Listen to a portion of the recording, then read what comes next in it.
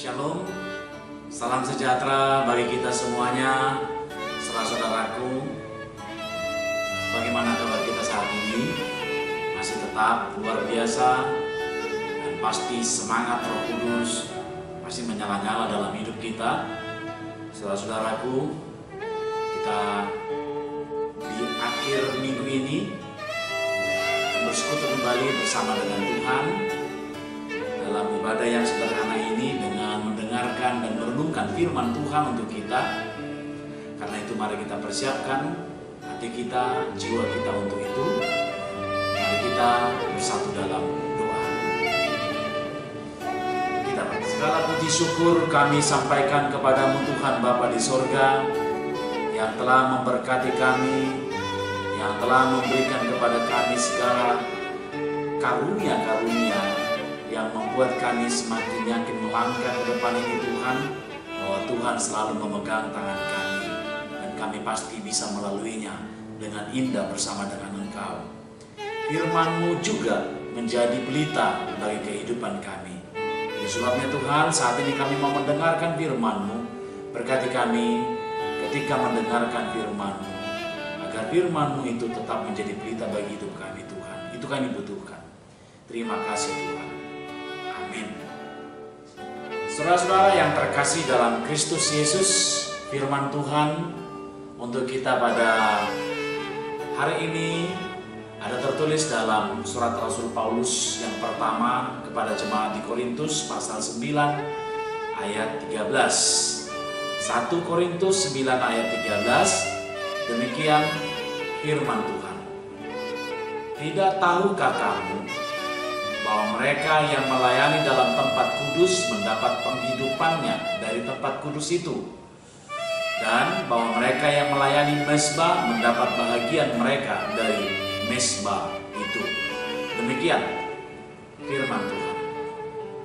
Saudara-saudara yang terkasih dalam Kristus Yesus, sekitar 15 tahun yang lalu, saya masih ingat benar, masih segar di pikiran saya ketika seorang senior saya, pendeta resel saya pada saat itu, bercerita tentang pengalaman hidupnya sebagai seorang pendeta, dengan pengalamannya bagaimana dengan keluarganya, mulai mereka melayani dari daerah yang tradisional, bahkan daerah yang terpencil, di mana akses komunikasi ke daerah itu masih terbatas.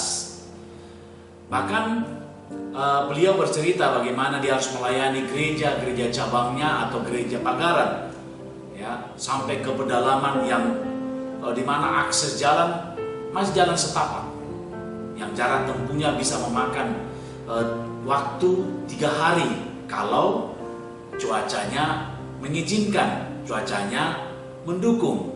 Tapi kalau ternyata cuacanya tidak mendukung, bisa hujan, maka perjalanan mereka pun bisa mencapai 4 hari. Saudara-saudara, hal ini dilaksanakannya karena pelayanan pemberitaan firman yang sekaligus acara pelaksanaan sakramen harus dilaksanakannya, dan firman Tuhan harus diberitakan di gereja tersebut. Jadi gereja tersebut ketika dia datang ke situ dalam 1 tahun, dia bisa mengunjungi gereja itu paling tidak 2 kali. Karena banyak gereja-gereja cabangnya. Maka ketika dia datang ke situ, dia akan melaksanakan pelayanan sakramen, yaitu baptisan kudus dan perjamuan kudus. Dan kalau ada yang meluap atau lepas sidi, akan dilaksanakan pelayanan pada saat itu. Dari setiap perjalanan yang dia ikuti dan dia lakukan, selalu ada hal-hal yang menarik ke setiap gereja atau ke setiap kuliah yang dijumpainya. Hal menarik tersebut, dia selalu membawa buah-buah tangan hasil pertanian dan hasil ternak warga jemaat yang dia jumpai. Yang bisa berupa buah-buahan, dia bisa berupa palawija, sayur-sayuran, bahkan anak pinahan domba, ya, seekor anak babi. Dan ini sangat memotivasi dia, bahkan ayam dia bawa mereka juga seperti itu. Dia sangat gembira apabila pulang dari situ. Dan ini akhirnya dia kembangkan di tempatnya, di rumahnya, dia memelihara ternak, dia menanam tanaman yang dari hasil-hasilnya tadi.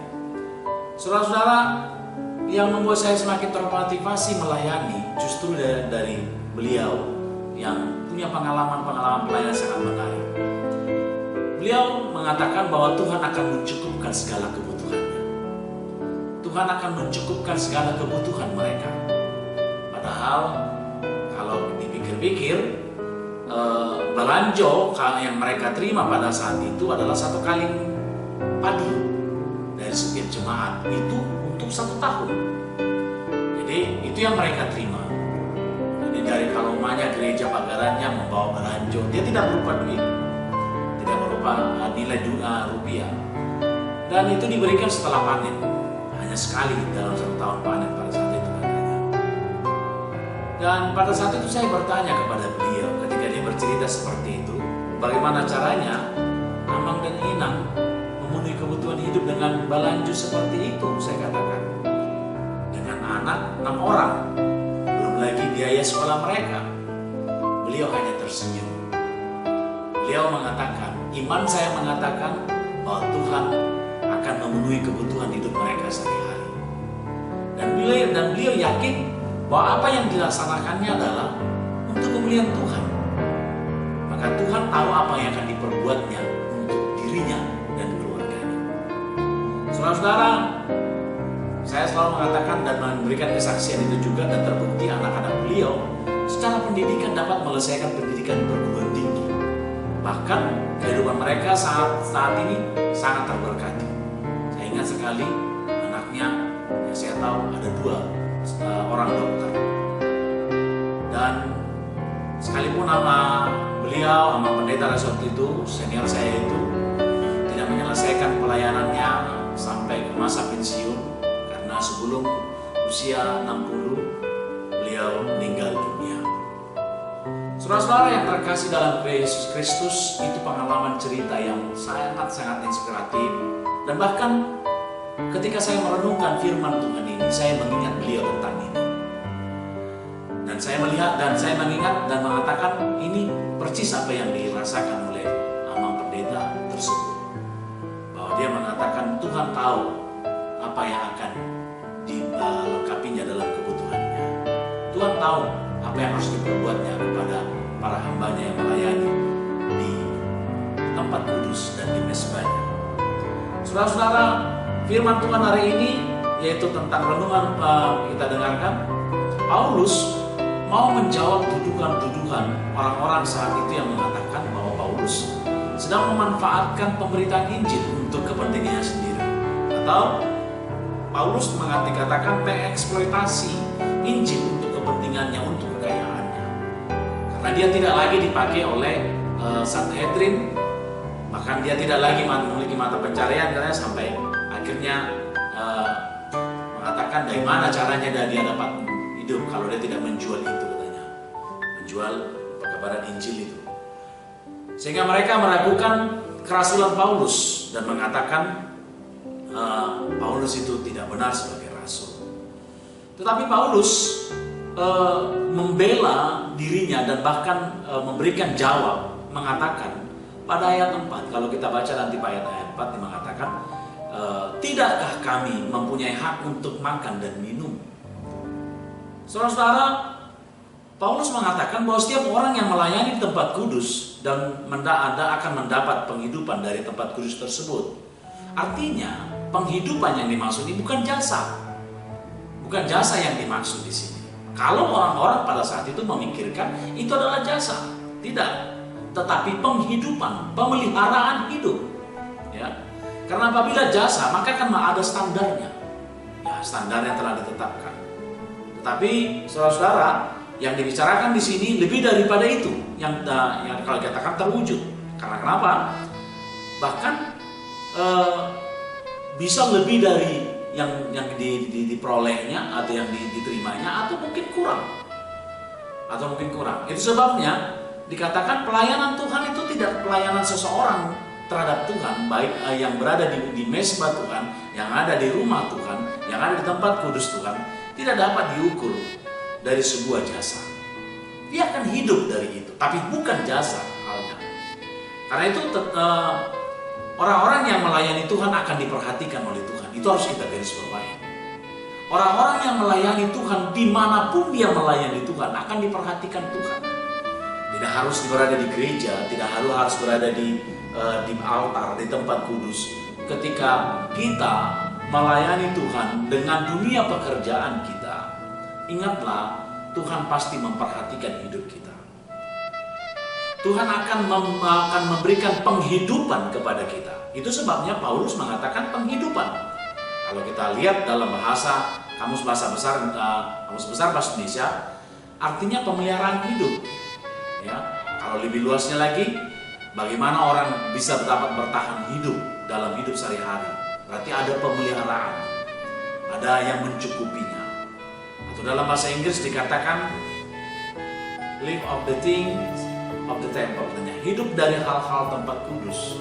Ya, hidup dari tempat-tempat itu ada yang penting.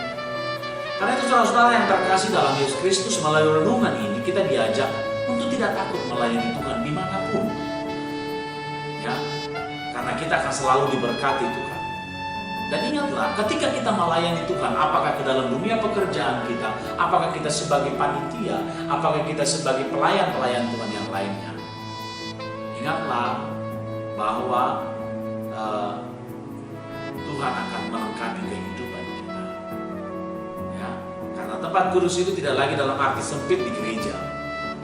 Tempat kudus itu banyak, dan diri kita adalah, atau lingkungan kita, alam sekitar kita juga diberikan Tuhan sebagai tempat untuk memperoleh penghidupan dari alam. Karena itu saudara-saudara, layanilah Tuhan dengan sukacita. Jangan takut. Tuhan akan memberikan penghidupan kepada kita. Amin. Mari kita. Terima kasih Tuhan Bapa di surga, Engkau telah memberkati kami di saat mendengarkan firman.